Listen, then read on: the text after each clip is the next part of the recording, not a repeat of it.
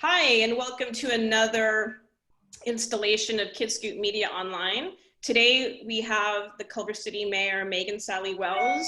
We are so excited. Thank you so much, Mayor, for joining our three scoopers today. Lilybet, why don't you start? I was just wondering, have any organizations helped Culver City through this tough time? Yeah, I mean, wow, where do I begin? There's there's been a lot of kind of coordination between kind of different governments. So LA County Department of Public Health, they're really the health authorities that are doing the kind of analysis that we need in order to make the decisions that we're making, because they're the professionals. And we've also been really working very well with the city of Los Angeles. And so you'll find that a lot of the things that pass in Los Angeles, we also pass in Culver City.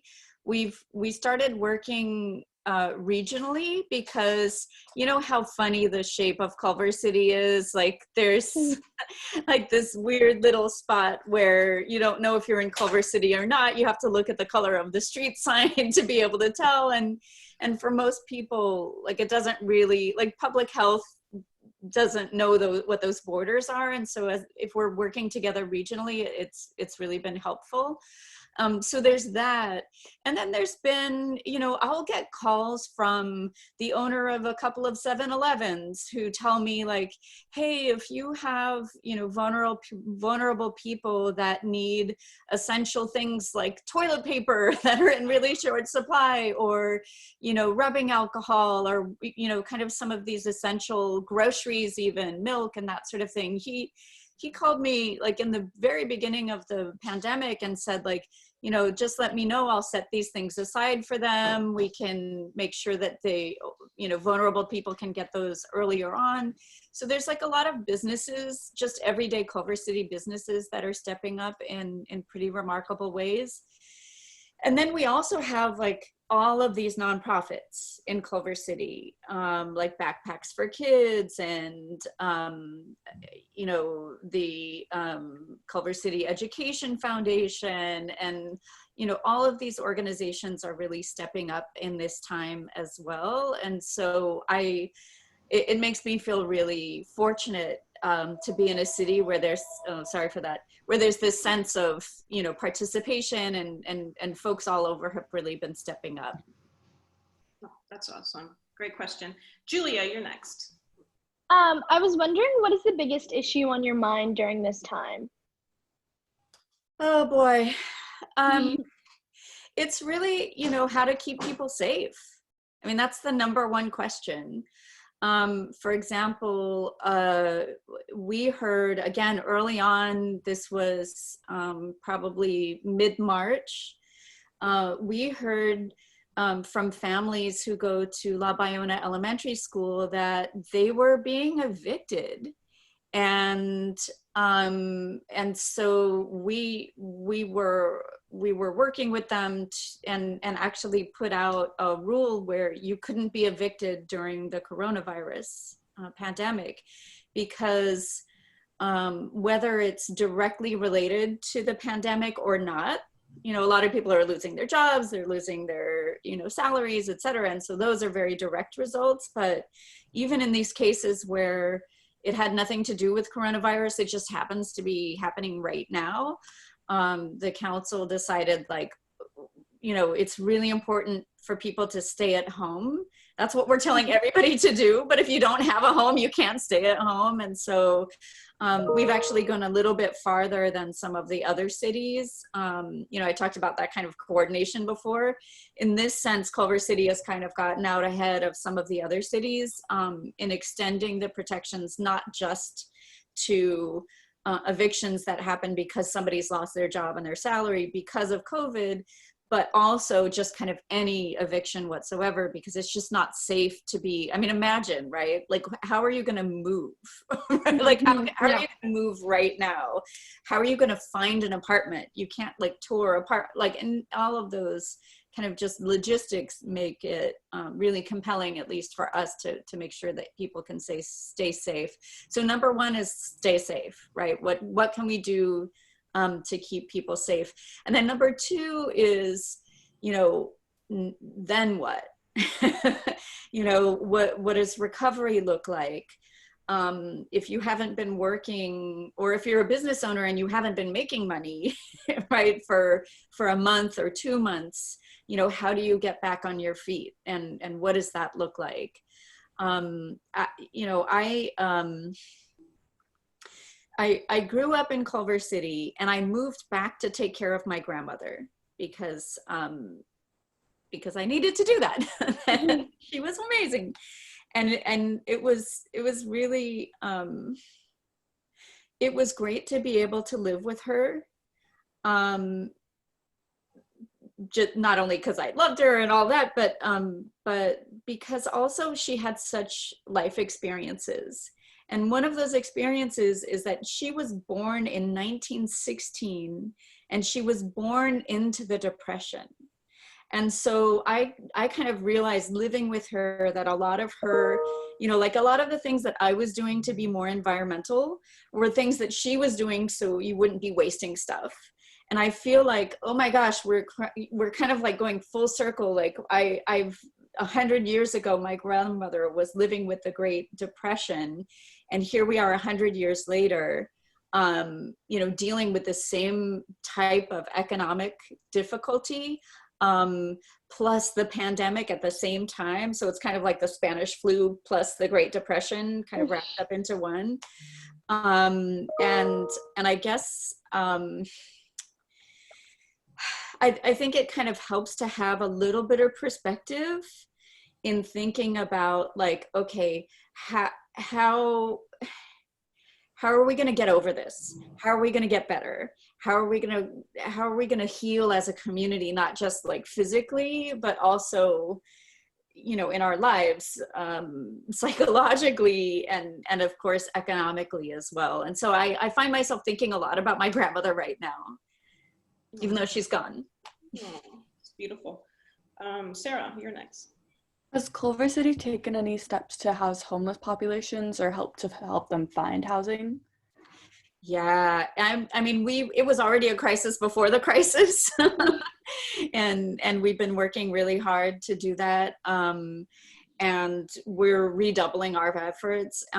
Actually, we had just hired in the beginning of March an assistant to the city manager on homelessness. And she was already hitting the ground running and really coordinating our efforts. And we already had like a lot of plans for housing people experiencing homelessness. And she was really there to kind of like make sure that the plans aren't just like these dusty plans on a shelf somewhere, but we're really implementing. And then, so I'm really thankful that she was kind of already in place to respond to this layer of the crisis on top of the homeless crisis. So we hand out, we have little care packages with, a sanitizer, and we are always coming out with, homeless providers, social service providers, so that they can offer help for people who do want to come into shelter. So we're constantly doing that. We've added hand washing stations at kind of the biggest encampment is under the 405 on Venice at Sepulveda. So we added those hand washing stations. We do weekly, we clean the area without displacing people. So it's not like cleaning people out, but really cleaning up so people can, it's taking out the trash. It's making sure that there's good hygiene and stuff like that. And then every time we're doing that, we're also providing these services. Not everybody not everybody accepts the offer. And I understand, like, it would be a scary time to go into a shelter right now, because what you're supposed to be doing is social distancing.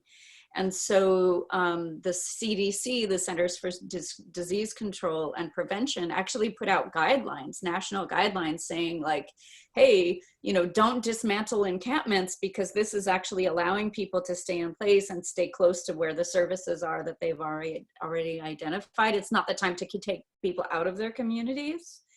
And we've always respected that, but still right now it's like a formal guideline for health reasons.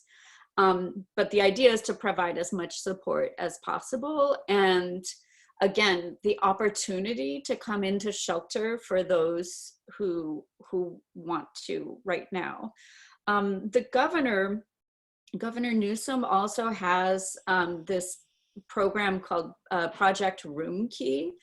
And you might have heard of it before. That's where they're actually taking hotel and motel rooms throughout California and sheltering the most vulnerable of the vulnerable. So those people experiencing homelessness who are older, who have other medical conditions, which means that they're particularly, you know, susceptible to getting sick, or if they do get sick, they're going to have it's going to be hard for them to survive, because when you have these underlying health issues, it makes it a lot harder to get better. And then for those who do test COVID-19 positive as well.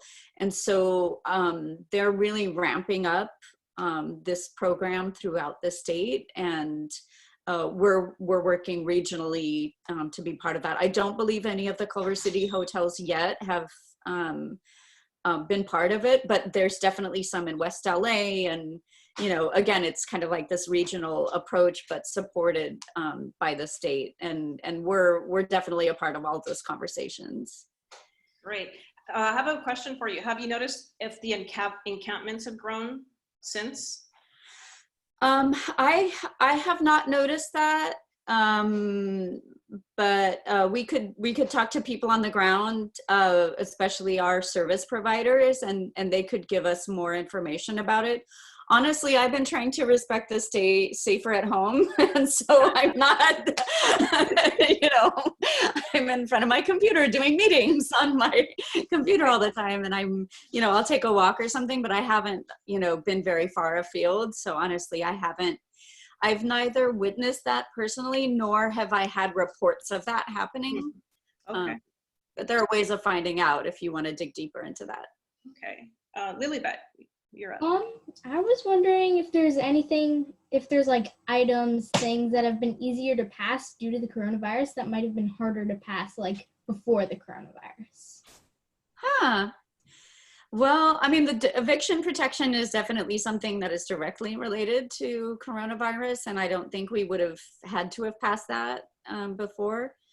Not that we want to see a lot of evictions happening anyway, but we did pass, before that, we did pass what's called just cause eviction. So if somebody's evicted for no fault of their own, they actually get relocation money so that they can actually move somewhere else. So that was something that we did ahead of time. That's actually something that's being challenged right now. There's going to be probably a ballot measure in November where a group, a political PAC wants to actually take away the renter protections that we did pass. And so we'll have to see how the people vote on that. So let's see. What else? I mean, what we're looking at, what I really want us to look at sooner rather than later is a safe parking. Safe parking is a way for people experiencing homelessness to be able to have a safe place to park their car for those who are sleeping in their cars, and, you know, a shower and services and things like that. And it's something that we had already been looking at before this pandemic, and that maybe this will help us move a little faster, because, you know, that there's such a risk for this population It's not that they themselves pose a risk to others. It's just that a lot of people experiencing homelessness are more vulnerable. They're by and large older, they have health issues, etc. So again, if they do get sick, they're going to be much more likely to die, and get seriously ill. And so it kind of puts the onus on us to do more quickly. Right. Julia, you're up. How can we stay safe when going out for walks or bike rides? That's a good question. So, I mean, we did on Friday, we put the face covering. We said that when you're going out, you want to do a face covering. This is just a cloth napkin, but so you should, I mean, if you're just walking on your own, you don't necessarily have to have a face covering, but like, especially if you're biking or if you're going to be closer to people, it's probably a good idea, to have something. And is there any way to enforce face coverings or such when, well? Right. Well, what we did, and again, this is what mirrored what was happening in Los Angeles, is that if you're going into a business, say you're going to the grocery store or a medical appointment or something like that, one of those essential businesses that is open during the crisis, we really want you to cover your face when you're inside. For obvious health reasons. Mm-hmm. And so as part of that, we're not going to arrest you for that. But the company, the grocery store or whatever, can refuse to give you service if you don't have some sort of covering. That's another thing I was talking about, back to homelessness, because I was just talking to our assistant city manager on homelessness just a moment ago. We're trying to provide cloth face coverings as part of those care packages for homeless individuals, because they don't necessarily have access, right, to these things. And if you have to have that when you're out shopping or whatever, we need to also provide that to folks too. So the other thing that we just did is that, how you have to press the button to cross the street at the lights. So starting in the downtown, and we're going to expand it, we took away it. We call it a beg button, like, please let me cross the street.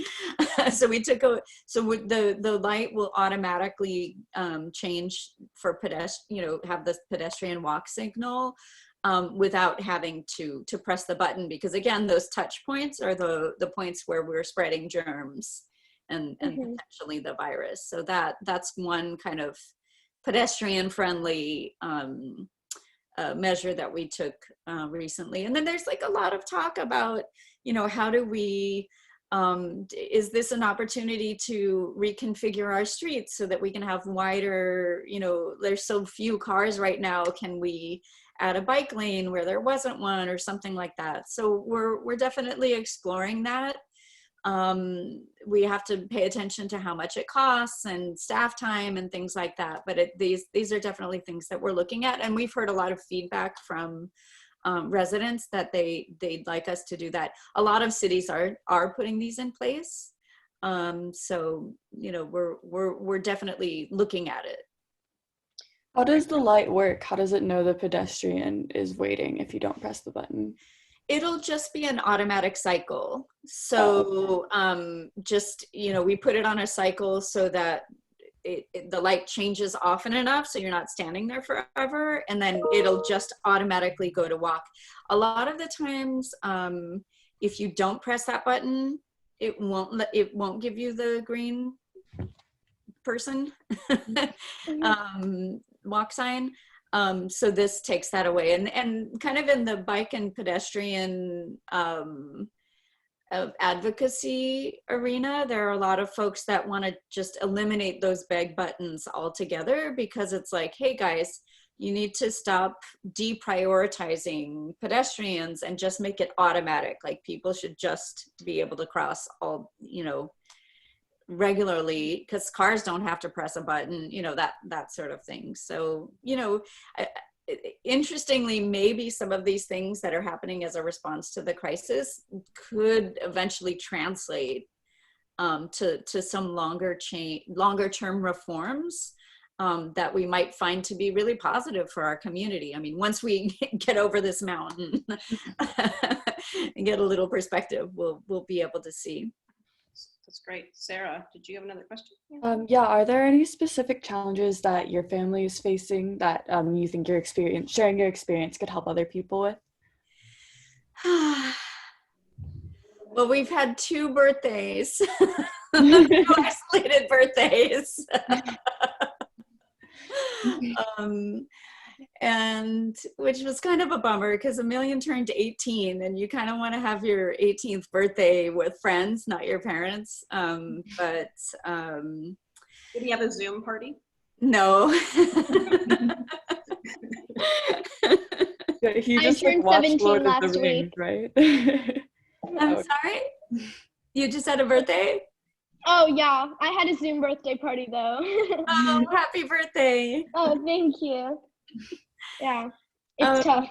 Yeah, it's strange. I mean, I really feel fortunate because I have a house. I still am have access to money and things like that. Like I don't have the financial pressure that most families right now are facing.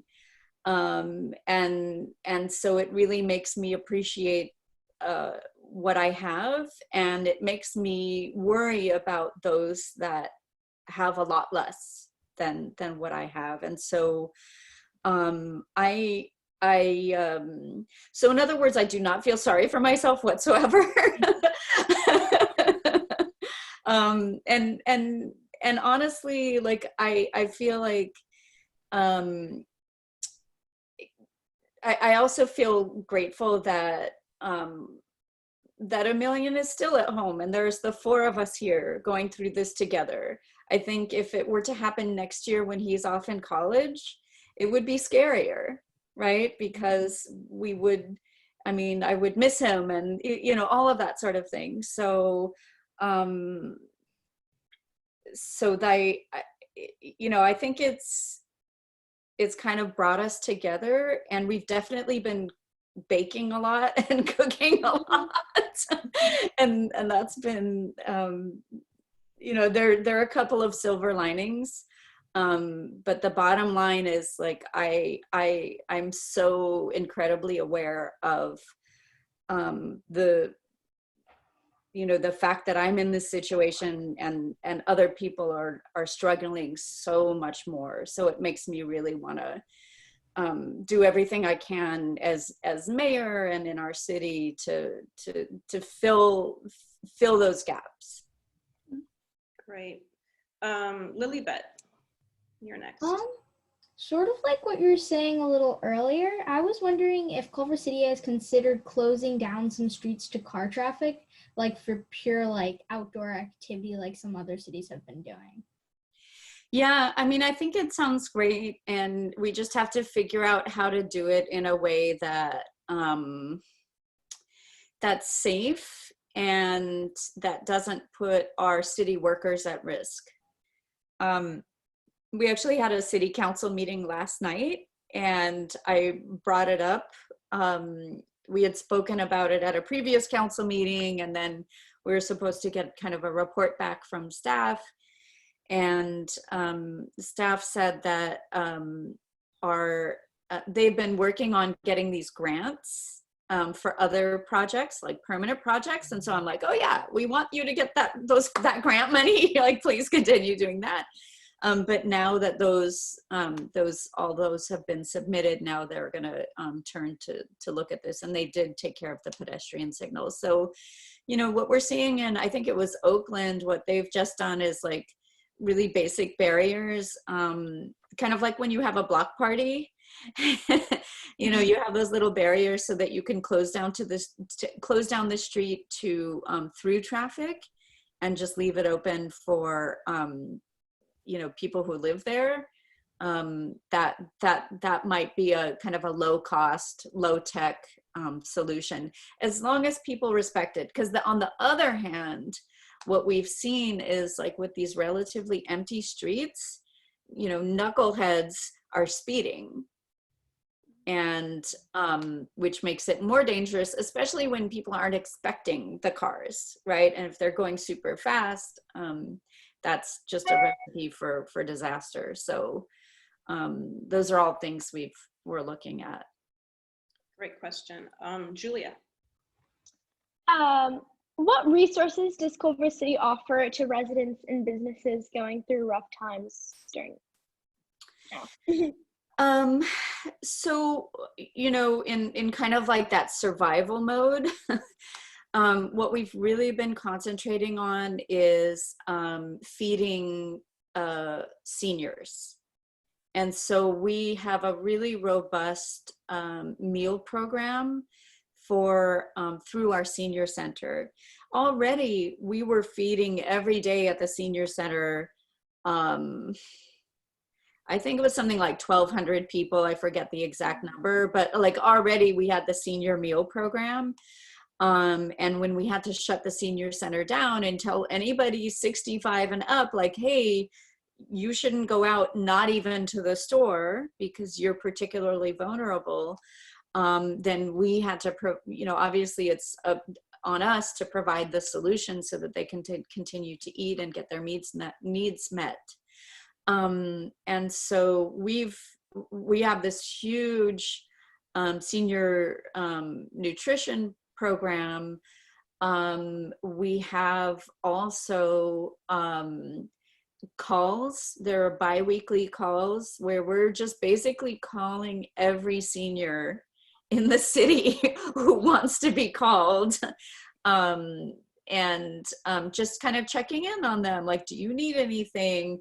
Because I mean, the reason why cities have senior centers is because social isolation is a thing.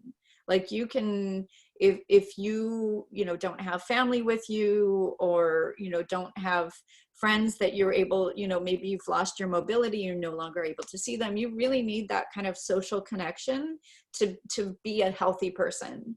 And so when that resource of the senior center goes away for health reasons, we need to fill in, you know, that need, which is why we're doing the calls, which is obviously food is self-explanatory.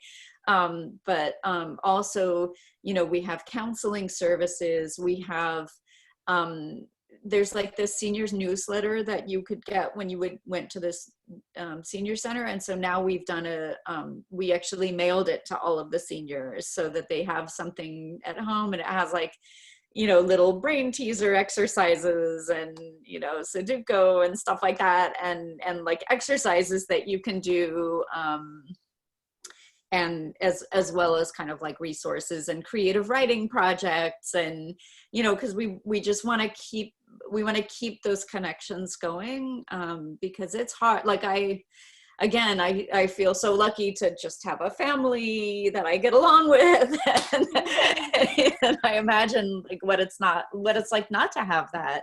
You know, this would be a really hard time. It's interesting just to note that there's been a real uptick in pet adoptions, which is a good thing. But it shows that, you know, people need that companionship now more than ever. I also feel lucky to have a super cute kitty. So. That's a great question, Julia. Sarah, do you have another question? Yeah, is there anything you wish that the city could do better? Maybe something that you don't have the resources to do right now, but you wish that you could be meeting this need? Yeah, I mean, I wish that we could subsidize rent. I wish we could,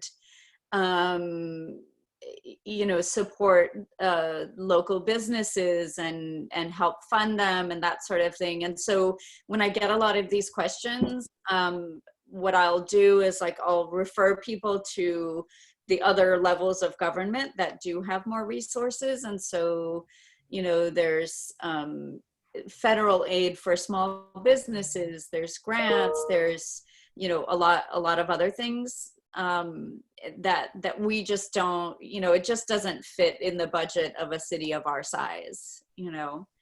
But you know, it's scary. I don't know how many restaurants are going to survive this, you know, and come through on the other side. It's already kind of a, you've seen just in Culver City, you know, how often restaurants kind of turn over, because it's not the type of business that has like huge profit margins. And I really wonder how many of them can withstand this kind of economic shock. And so I really wish that we, you know, were able to help them more. What we've really been able to do is, I mean, one of the things about eviction is that we have a commercial eviction moratorium too. So if you're a small business, you can't be kicked out during the crisis. And then you have like 6 months to pay back that back rent that you missed. And then what we're doing is like, there's like a weekly call to businesses, for example. And so our staff, and some of my colleagues on the city council are checking in with businesses every week and answering questions. And so it feels like we're kind of more, we're like a counselor, you know, we're showing where the resources are, and this is what, you know, this is where this information is. And so we're kind of like pointing people, hopefully in the right direction. That's pretty much what we can do at this point. That's great. Does anybody else have a final question, or do you want to, is there anything else that you'd like to say, Mayor? Yeah, I mean, I wonder how you're doing. Like, how is the online learning going, and how are you coping with this? Because it's, every story is different, right? Yeah, I mean, I think I'm probably in a similar situation to you, where I feel very lucky. My mom, you know, it's scary because my mom does work in public health, but she started to be able to work from home with her things, and my dad already works from home, so I feel incredibly lucky that I have my parents who have stable jobs and are able to be flexible like this, because it really it's a scary time to be out in the world. So yeah. I know they're rotating mayors soon, and I was wondering if they're going to do the State of Culver City. Is that what it's called? The mayoral event? Yeah, so no, we can't do it, obviously, because there's no like in person. But we might, I think like we're looking at maybe doing a little video, something that we'll share online. But not a Zoom event where it's a, no. Oh. Okay. Yeah, I haven't, it's a strange, like usually the state of the city is like, you think about what this whole year has been about, and you talk about like the accomplishments in this department, and this is what we've been able to do. And it's like, now is not that time, you know, because people are literally dying, and people are losing their jobs, and people are sick. And so it just doesn't feel appropriate to, you know, do that sort of thing. When we get back to normal, that would be great.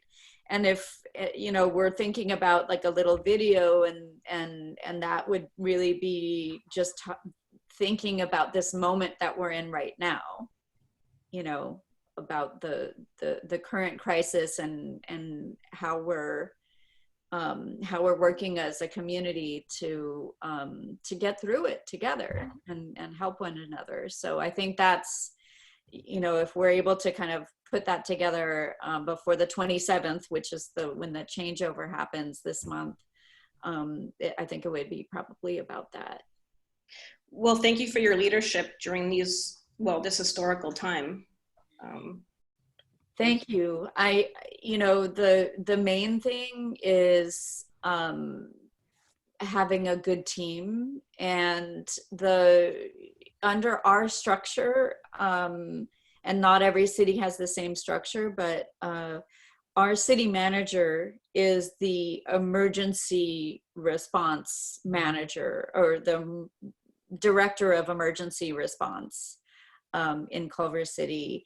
And he is extremely competent, and I really trust his judgment and his experience. And our fire chief also is kind of like is coordinating the emergency response in terms of like the health outcomes and that sort of thing.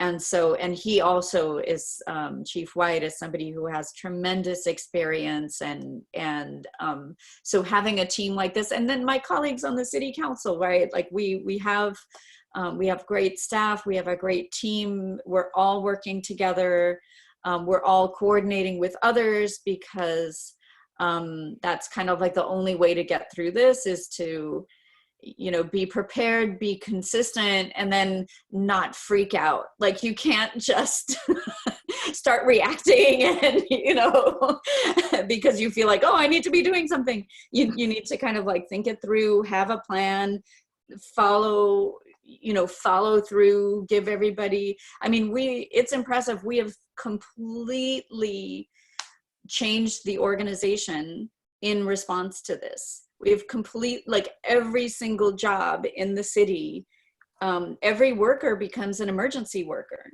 Every public employee becomes an emergency worker. And so you've got, I mean, obviously the people who, you know, are collecting trash and making sure the water is clean, like those jobs absolutely continue, and they're more important than ever. And then they have like safe social distancing and, you know, hygiene and like all of these measures in place.